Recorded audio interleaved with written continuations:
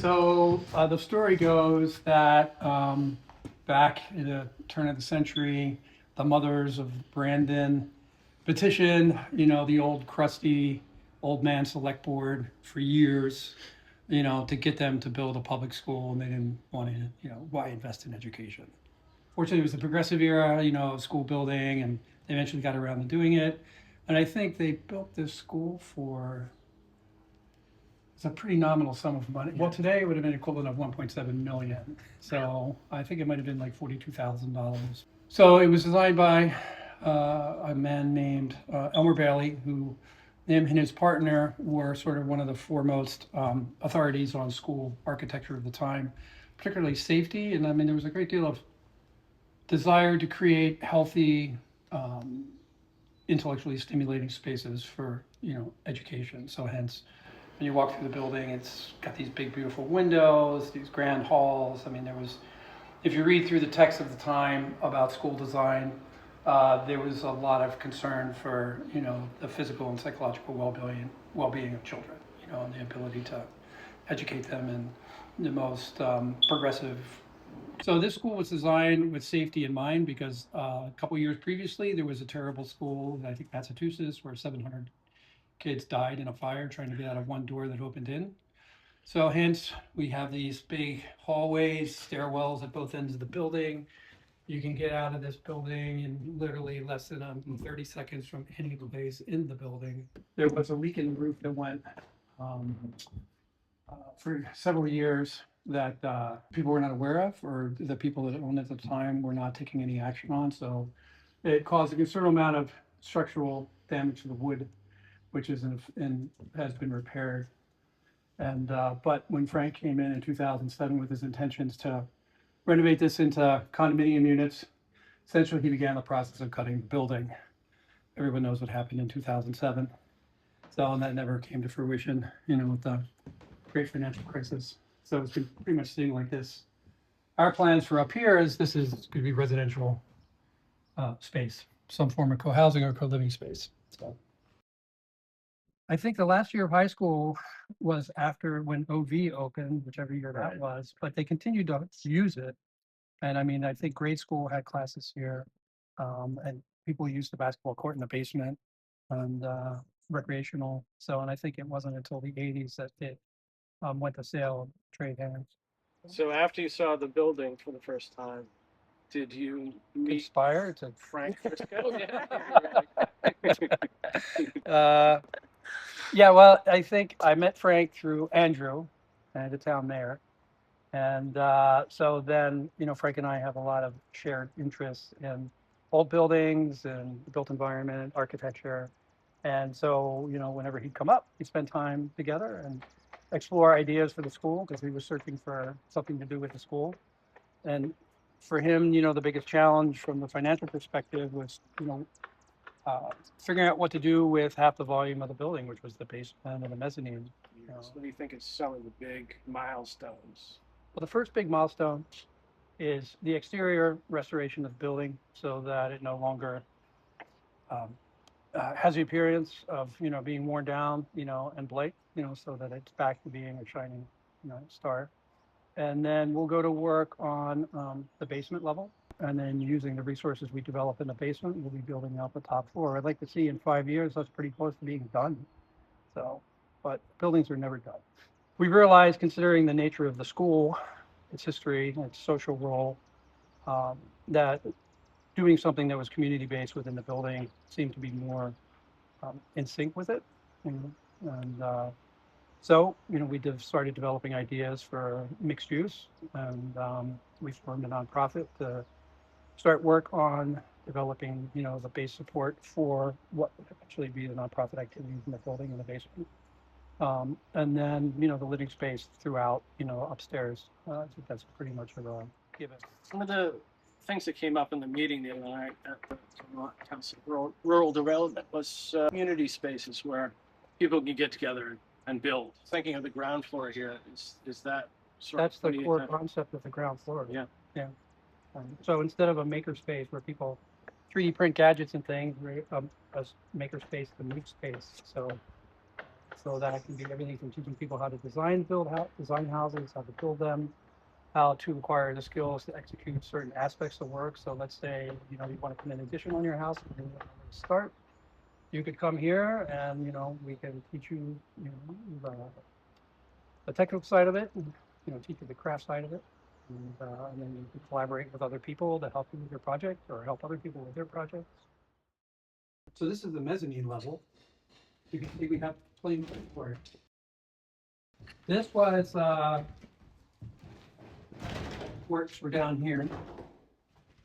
So, they're originally sleepers and wood flooring down and ball hoops were mounted on the walls. Wow. We still have the original scoreboard, which we plan to restore and put back into service for fun.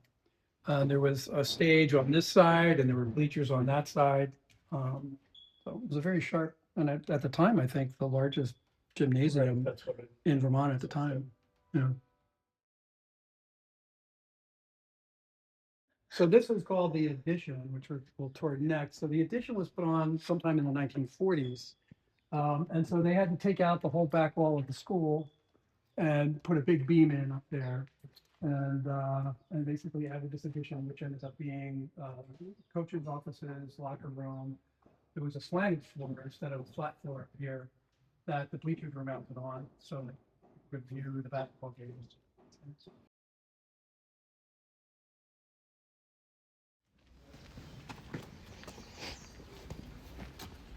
Yeah. These are hand poured walls, yeah. Hand poured wood forms. Like that would be a cold seam. Oh, there's another nice cold seam. This is one of the more intriguing spaces. These will eventually get new roofs.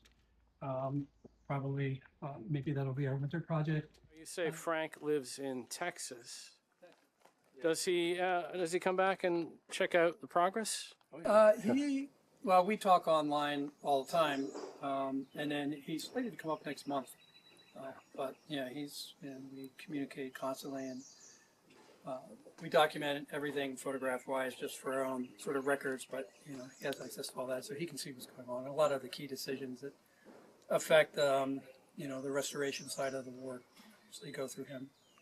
Now, what's his background? Was he an architect or a historian or He, a little if I'm of not both? mistaken, he got his degree from Cornell in architectural conservation, and that's pretty much what he's been working with. I believe he worked for Blaine Cliver, the man who lived in Brandon, was also an architectural conservator who lived here, but he was the one that oversaw the Statue of Liberty restoration. In fact, that's how Frank got connected with Brandon, by running into Blaine at the cafe one day while he was driving through Vermont. He stopped at Brandon to have lunch, and there was his old boss. That's kind of the story, I think, because so and then he hooked some friends of his, bought the school initially, I think their first round of sheriff's sale.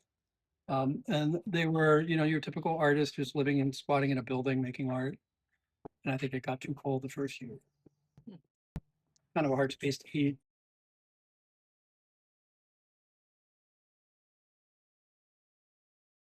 So this is headquarters. This is the old coach's office. It is right now one of the few spaces that actually has heat in the winter. So now this photo or rendering that we're looking at, are those skylights? What is So that? on that side of the, these are just different schemes that we're working, but generally there'll be some, because the space is so dark, we would talk about some sort of skylight situation over there, and our ADA accessibility to the school will be on this side as well. There's an ADA ramp that would come up from some ADA parking out there where everyone parks already. And so sort of changing the entry point, the way you get into the building right now, you have to go up steps. This way the ramp would pretty much run at the level of the threshold, out to the end of the buildings. And then this way, anybody who needs to use the ADA access ramp will be able to do that. So then we can get them into the main level. And the main level on the front side is the side that we're thinking is going to be more publicly accessible and community oriented, where the old classrooms, we'd like to restore them back to their sort of original vintage state. And then sort of historical memory, probably use the hallway for photos and things like that. And then if people needed to book time, because they wanted to have a meeting, or a workshop or an event or whatever, they would be able to do that. You mentioned that you want to keep most of the historical detail, right? You want to. On the facade? Oh, yeah. Yeah, on, Absolutely. basically on all three sides of the building will Yeah. match the original state of, its birth. Some things might change over here. We don't have a lot of photographs of that side of the building, but that's not considered to be a critical component of its street view. And so most of it centers on the facade. I mean, artists would always seek out the cheapest possible place to live so that they had the resources and time to focus on making art. So we were always tended to be drawn towards ramshackle buildings in funky parts of town, that had yet to, been discovered, gentrified, because usually that spells the end, Vermont is being gentrified, and usually that's not just about fixing up old buildings. A large part of gentrification is displacement and erasing communities that once existed there. So, and I think that's what lots of people are grasping and grappling with is figuring out how to resist that so that, in 20 years, Vermont's not a country club. A gated community.